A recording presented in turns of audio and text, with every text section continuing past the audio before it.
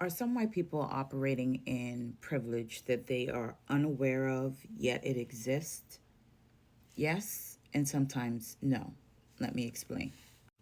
Those of you who've been following me for the past 2 weeks, you know I talked about being admitted into a psychiatric ward at the hospital, and I will repeat this. The reasons for why that is unimportant to the fact that I was there and I saw things and experienced things that I did not know existed, that I couldn't even believe existed. You would think a place that is designed to care for people wouldn't be the place that caused people so much harm.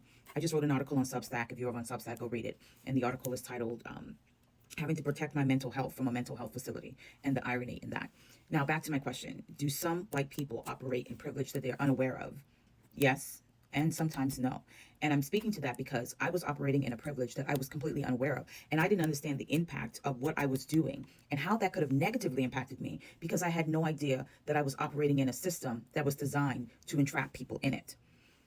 I had presence of mind the whole time that I was on that psychiatric ward, and I was witness to the treatment of people in the most obscene way.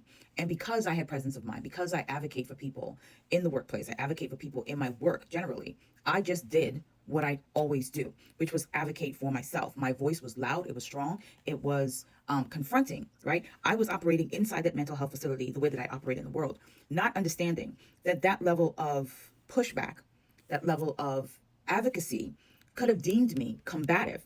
And that mental health facility had the ability and the power to keep me there longer than when I opted to sign out of it. I had no idea that that was even a possibility or even a reality. So I was operating in a privilege I didn't even realize that I had.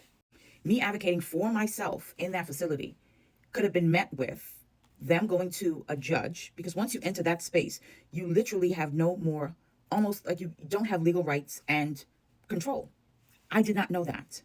I did not know that. And so when I was thinking about when people said to me, girl, you are very lucky they let you out. Girl, you're very lucky they discharged you, because they could have gone to the courts and say that you were being combative and saying that you were being irrational and they needed to keep you longer. Like, you don't even understand how lucky you are to have been let out.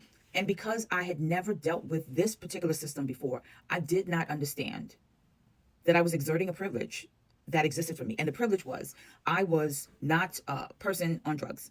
I was not a person with any previous mental health issues. I come from a family that loved me. I had so many people calling, visiting, coming. I had a community of both family and friends around me. I come from middle class, although everybody's poor at this point, but from a middle class background. I had federal insurance. I had good insurance, right? I looked healthy, right? I looked put together. Even in that place, I did not look like the rest of the patients there. And so there was a level of courtesy given to me that wasn't given to the people who had drug problems, who had previous mental health problems. And because I was operating in that level of privilege in that place, I didn't understand that my advocacy for myself could have put me in harm. And I think some white people, when you're engaging with them, and you can clearly know that in this confrontation, their privilege is on display. They have a level of privilege to call the cops. They have a level of privilege to be believed. But if you've walked around the world all of your life, kind of existing that way, you don't even understand that as a privilege. That's just how you navigate the world. In that, I didn't understand that I was operating in a privilege. It's just how I navigate the world.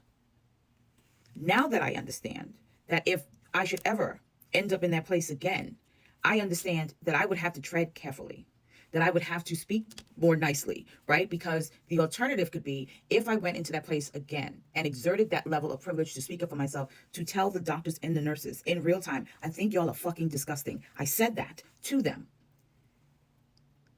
That should I end up in that place again, that kind of language with the wrong doctor, the wrong nurses, can cause me to be held longer than I may need to be.